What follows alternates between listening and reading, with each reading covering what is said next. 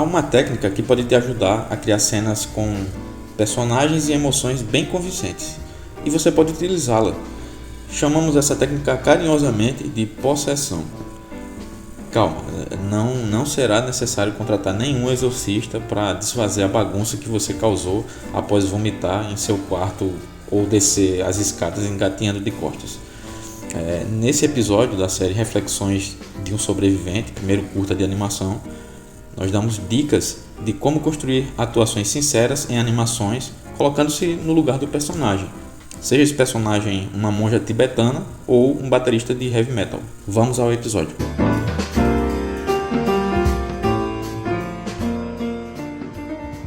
O próximo tópico que eu queria comentar aqui é sobre acting, sobre a questão da atuação do personagem, né? Sobre o acting é isso, é a atuação do personagem ali dentro da animação, né?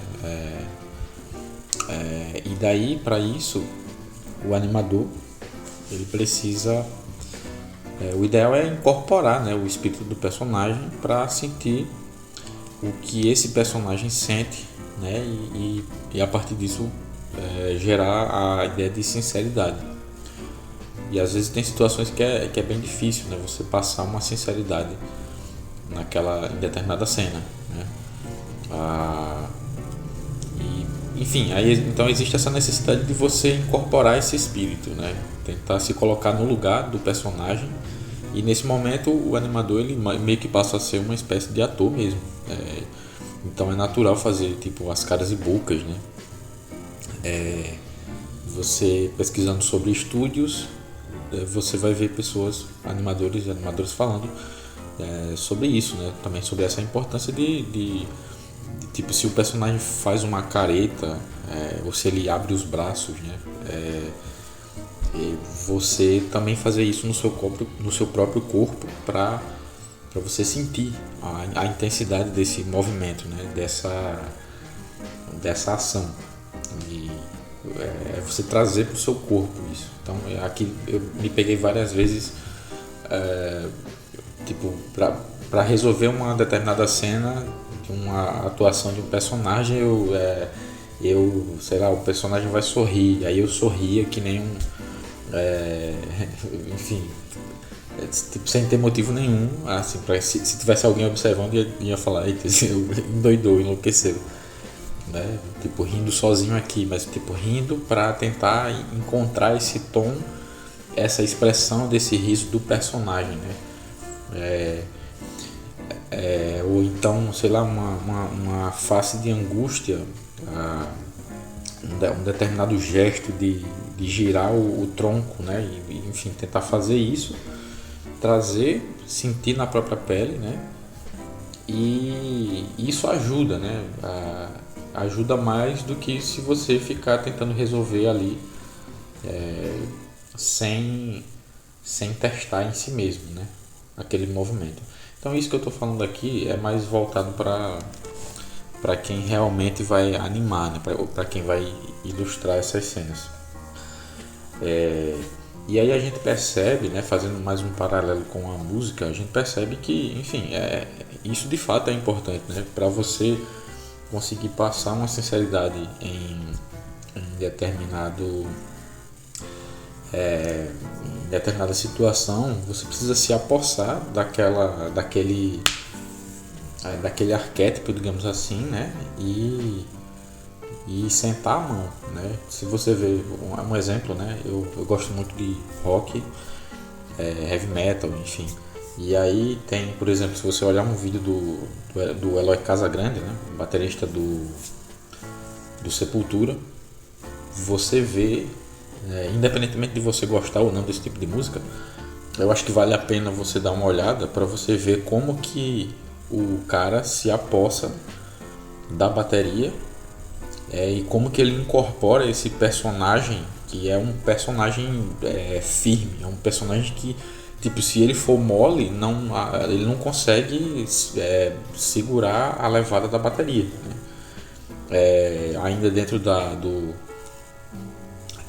do metal, né, do rock, né? Mais um exemplo no rock, você vai ver também na área de bateristas, também o Aquiles Priest, o André Matos cantando, né, no Xamã, e enfim, tantos outros exemplos. Estou citando aqui exemplos que vão para o idioma inglês, mas você vê, por exemplo, o Rapa, né, a banda O Rapa, né, você vê como que o vocal ele assume ali aquela personalidade, né, que tem uma coisa irreverente ali, existe uma descontração, aliás, no vocal, e que não dá para fazer com timidez, então é preciso se soltar, né? Então isso você vai ver muito nessa área de performance. Então o acting do personagem ele envolve também, né, ao meu ver, esse lado de atuação,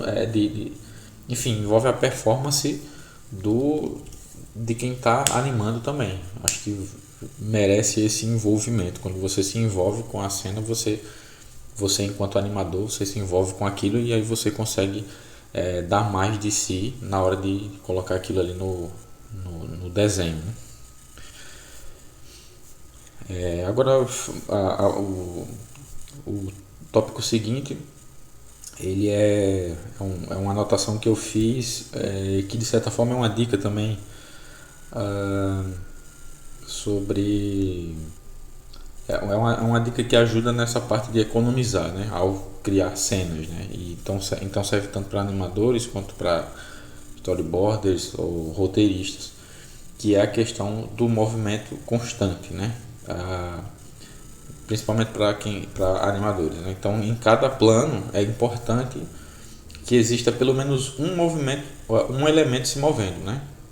Pelo menos um elemento se movendo em cada plano, porque a gente vê em filmes da Disney, por exemplo, né, que são filmes com uma equipe normalmente grande e onde dá para ver um refinamento maior. Então você vai ver ali cenas onde um personagem está falando e o outro tá apenas escutando, mas ele não está parado, ele está ali, mas está se movendo, está mexendo um braço, tá apoiando a perna tá apoiando o peso do corpo na outra perna, ou está levantando uma sobrancelha, enfim, existe um movimento constante. Isso é possível, né? Isso acaba sendo mais viável quando você tem uma equipe grande e tem um orçamento para isso. Mas no caso, por exemplo, de curtas de baixo orçamento, que é o que acontece muito no Brasil, é interessante conseguir maneiras criativas de economizar de um modo também que não empobreça a narrativa, né? Também a narrativa não pode sair perdendo com isso. Então, claro que existe um limite para essa economia, mas assim, uma coisa que é básica é isso, em cada plano você ter pelo menos uma coisa se movendo, um elemento se movendo. E aí não precisa ser necessariamente o personagem inteiro, pode ser a ponta de um tecido que tá o vento bate nessa ponta desse tecido, né,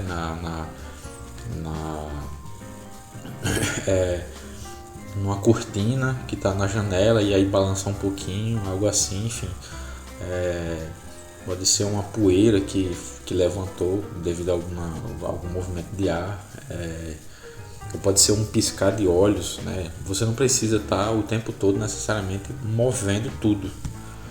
Então a energia de quem vai animar ela é muito investida justamente nisso, na questão de você fazer as coisas se moverem, né? Então é preciso pensar muito bem o que é que você vai animar naquela cena, naquele plano ali. E não precisa animar tudo, se a sua ideia for economizar, se tiver faltando dinheiro para fazer o filme, ou se o filme pedir, enfim, pode ser que o filme peça realmente essa economia, mas pode ser também que o filme exija que tenha muita coisa se movendo ali, né?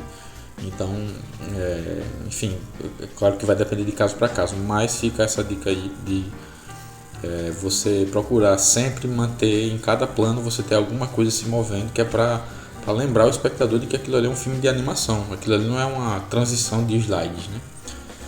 É um filme de animação, então tem que ter coisas se movendo a cada plano. Isso ajuda bastante a engajar o público, até para não ficar muito entediante. Às vezes a gente vê algumas animações que tem muitos planos com coisas paradas e isso acaba gerando tédio. E é isso. E tem essa coisa, né, de que normalmente a atenção do espectador ela é direcionada para o objeto que está se movendo, né? Então, e falando dessa questão de atrair a atenção do espectador, né, tipo, se você quer que ele olhe para um determinado ponto da tela, na animação você pode fazer isso, pode movimentar aquele objeto, né, colocar algum elemento que se mova relacionado a esse objeto, ou o objeto em si pode se mover como um todo, ou você pode atrair a atenção para esse objeto, para as cores, no sentido de usar as cores, né? O ser humano tem uma tendência muito grande a priorizar, por exemplo, a cores quentes, né? Cores que vão muito pro vermelho, porque tem essa relação também com a ideia do sangue, né? Tipo, ele meio que o cérebro passa a ativar aquele reflexo do perigo, né? Tipo, eita, tem sangue aí, tá vermelho esse negócio, tem sangue, talvez exista um perigo, né? Então o cérebro fica alerta.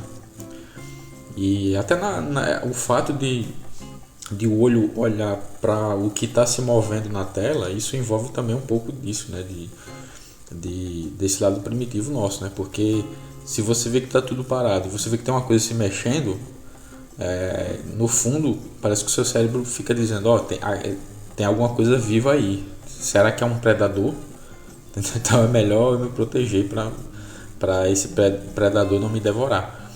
Eu acho que a nível de subconsciente existem essas relações, né, na nossa mente, né?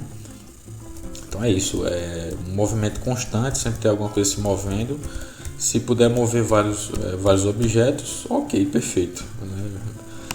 Mas se tiver faltando dinheiro, se houver necessidade de economizar, faz isso.